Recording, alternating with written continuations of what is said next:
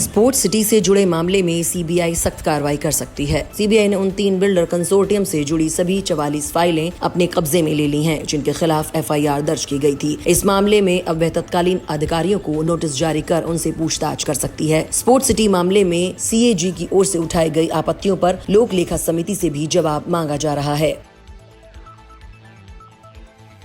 Yamuna expressway औद्योगिक विकास प्राधिकरण ने 16 भूखंडों का आवंटन रद्द कर दिया है। ये भूखंड सेक्टर 29 और 33 में औद्योगिक और टॉय सिटी पार्क में आवंटित किए गए थे। इनके आवंटन में अनियमितता बरती गई थी। यह कार्रवाई तब की गई जब पाया गया कि एक ही परिवार के कई सदस्यों ने योजना के दिशा निर्देशों का उल्लंघन करते हुए एक से अधिक भूखंड हासिल कर लिए थे।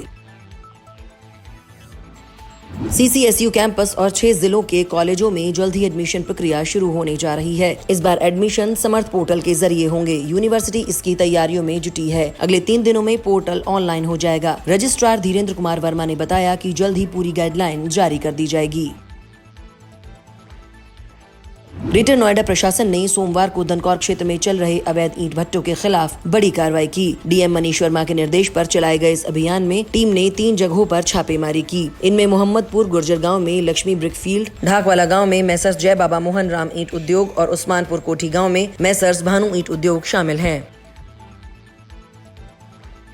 नोएडा के सेक्टर 80 स्थित एक कंपनी में आग लग गई। आग शाम करीब 4 बजे लगी। सूचना मिलने पर 2 दमकल गाड़ियों को मौके पर भेजा गया। पता चला कि आग कंपनी के सेटबैक एरिया में लगी है। आग को दूसरी कंपनियों में फैलने से रोकने के लिए 4 और गाड़ियां मौके पर भेजी गईं। करीब 1 घंटे की मशक्कत के बाद आग पर काबू पा लिया गया और आग से कोई जनहानि नहीं हुई है।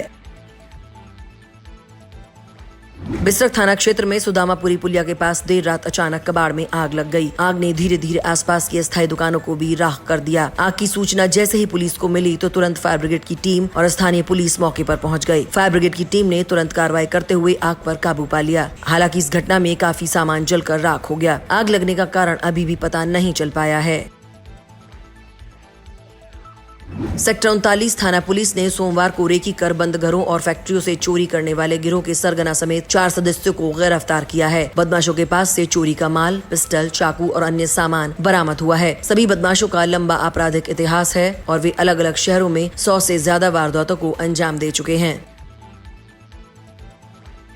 नोएडा के बख्तावरपुर गांव में ढाबे पर खाने को लेकर हुए विवाद के बाद एक कांस्टेबल का कुछ लोगों से झगड़ा हो गया। बिना वर्दी के पुलिसकर्मी का फिल्मी अंदाज में मारपीट का वीडियो सोशल मीडिया पर वायरल हो गया। हालांकि साथी पुलिसकर्मी मारपीट रोकने की कोशिश कर रहे हैं, जिसके बाद पुलिस ने मामले का संज्ञान लेते हुए इस मामले में कार्रवाई की है।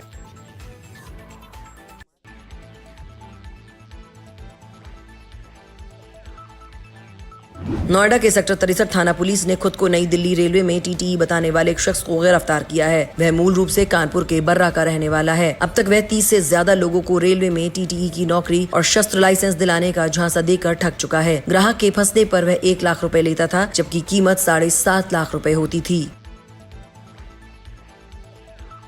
जम्मू कश्मीर के पहलगाम में हुए आतंकी हमले में निर्दोष पर्यटकों की नृशंस हत्या के विरोध में सोमवार को नोएडा के व्यापारियों ने जोरदार प्रदर्शन किया और राष्ट्रपति को संबोधित ज्ञापन सिटी मजिस्ट्रेट नोएडा को सौंपा। उत्तर प्रदेश उद्योग व्यापार प्रतिनिधि मंडल और नोएडा टेक्निकल एसोसिएशन सेक्टर 5 से जुलूस में शामिल हुए। इस मौके पर पाकिस्तान मुर्दाबाद के नारे लगाए गए और पाकिस्तान का पुतला भी फूंका गया। धनकौर कोतवाली क्षेत्र के एक प्राथमिक विद्यालय में रविवार रात चोरों ने वारदात को अंजाम दिया। चोरों ने स्कूल के 2 कमरों के ताले तोड़ दिए। वेक फाउंडेशन द्वारा लगाए गए 5 लाख रुपए के स्मार्ट एलईडी डिवाइस और ब्लूटूथ म्यूजिक सिस्टम चुरा ले गए। इसके अलावा वे नोएडा पावर कंपनी लिमिटेड द्वारा लगाए गए 2 लाख रुपए की एलईडी टीवी भी ले गए। प्रधानाचार्य सुखपाल सिंह ने बताया कि कुल मिलाकर करीब 7 लाख रुपए का सामान चोरी हुआ है। जम्मू कश्मीर के पहलगाम में हुए आतंकी हमले के बाद नेपाल के रास्ते अवैध रूप से भारत में घुसी पाकिस्तानी महिला सीमा हैदर को उसके देश वापस भेजने की चर्चा गर्म है। आतंकी हमले के बाद पाकिस्तानियों के लिए वीजा सेवाएं निलंबित होने के बाद सीमा ने प्रधानमंत्री मोदी और मुख्यमंत्री योगी से गुहार लगाई है कि उन्हें भारत में रहने की इजाजत दी जाए। नोएडा प्राधिकरण ने हाल ही में एसटीपी से निकलने वाले पानी को बिना शुद्ध किए नालों में छोड़ने वाली सोसाइटियों के खिलाफ एफआईआर दर्ज कराई है। इसके अलावा 1 दर्जन से ज्यादा बिल्डर प्रोजेक्ट में एसटीपी बने ही नहीं हैं या चालू ही नहीं हैं। यहाँ से हर दिन लाखों लीटर गंदा पानी निकलता है। प्राधिकरण की ओर से कोई कार्रवाई नहीं की जा रही है।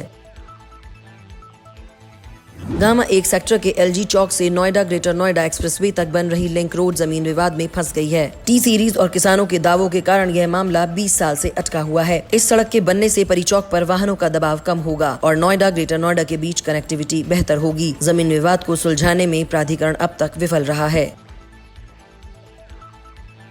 ग्रेटर नोएडा की mix and green mention society के निवासियों को 10 साल के इंतजार के बाद रजिस्ट्री का अधिकार मिल गया है। मुख्य सचिव मनोज कुमार सिंह और विधायक तेजपाल नागर ने 35 खरीदारों को रजिस्ट्री के दस्तावेज सौंपे। जल्द ही 200 और रजिस्ट्री होने की उम्मीद है, जिससे निवासियों में खुशी की लहर है। सोसाइटी के कुल 554 परिवारों को मालिकाना हक मिलेगा।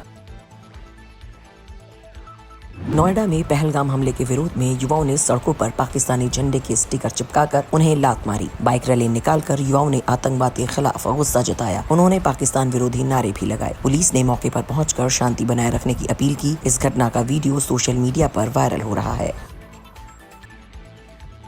गौतम बुद्ध नगर में करीब 1000 अवैध वाहन धुलाई केंद्र हर महीने औसतन 30 करोड़ लीटर पानी नालियों में बहा रहे हैं। बिना अनुमति के चल रहे इन केंद्रों पर कोई कार्रवाई नहीं हो रही है। जल संरक्षण नियमों का उल्लंघन हो रहा है और जल संचयन प्रणाली का अभाव है। वाहनों की संख्या बढ़ने के साथ ही धुलाई केंद्रों की संख्या भी बढ़ रही है, जिससे पानी की बर्बादी भी बढ़ रही है। यूपी रेरा के अधिकारी हरेंद्र कुमार गोस्वामी को एंटी करप्शन टीम ने 5000 रुपए की रिश्वत लेते हुए मेरठ से रंगे हाथों गिरफ्तार किया है। आरोपी ने फ्लैट से जुड़े सर्टिफिकेट को सही करने के नाम पर यह रकम मांगी थी। अधिकारी को गिरफ्तार करने के बाद एसीबी की टीम आगे की कार्रवाई कर रही है। नोएडा के सेक्टर 63 स्थित विंडसर कंपनी में 2 स्टीम बॉयलर फट गए, जिससे कंपनी की बिल्डिंग के शीशे टूट गए और कई कर्मचारी घायल हो गए। घायलों को अस्पताल में भर्ती कराया गया है। पुलिस मामले की जांच कर रही है। फैक्ट्री प्रशासक दीक्षित ने बताया कि फैक्ट्री में कपड़े बनाए जाते हैं। हादसे के वक्त ग्राउंड फ्लोर पर करीब 250 कर्मचारी कटिंग, स्टीमिंग और फिनिशिंग का काम कर रहे थे। नोएडा इंटरनेशनल एयरपोर्ट को रेड जोन घोषित कर दिया गया है, जिसके बाद एयरपोर्ट के ऊपर और आसपास ड्रोन या किसी भी तरह के मानव रहित हवाई वाहन उड़ाने पर पूरी तरह से प्रतिबंध लगा दिया गया है। यह प्रतिबंध एयरपोर्ट की सुरक्षा और हवाई क्षेत्र की निगरानी को ध्यान में रखते हुए लागू किया गया है।